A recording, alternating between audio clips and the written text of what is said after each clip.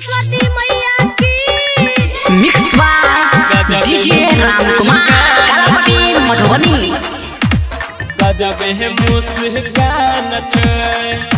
Mix by DJ Ramkumar हंसी सवारी मैया के देखू गजब है मुस्कान छै।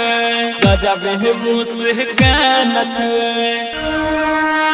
बिना के तन पर नारद के देखू गजब सुरताल छै। बिना के तन पर नारद के देखू गजब सुरताल छै। हंस सवारी मैया के देखू गजब है मुस्कान छै। हंस सवारी मैया के देखू गजब मुस्कान छै।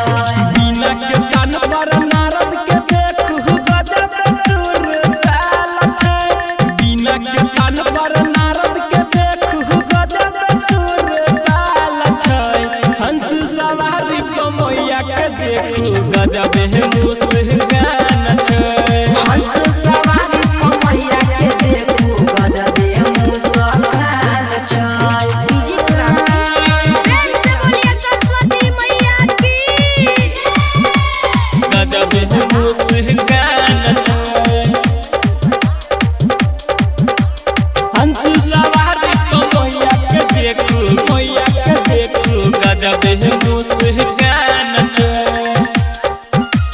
गजब है मुस्कान छै। अच्छे में सोर भेल मिथल नगरिया भाग जगल सर्धे मैया हे। नाचैया मुरबा बजवैया लोगवा सबे सुना बधैया हे।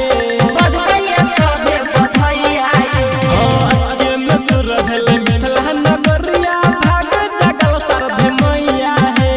नाचैया मुरबा बजवैया सबे लोगवा सुना बधैया हे। ढोलक का बाजा बाजै छै सगर यही से पूरा हाहाकार छै। ढोलक का बाजा बाजै छै सगर यही से पूरा हाहाकार छै। हंस सवारी मैया के देखू गजब है मुस्कान छै। हंस सवारी मैया के देखू गजब मुस्कान छै।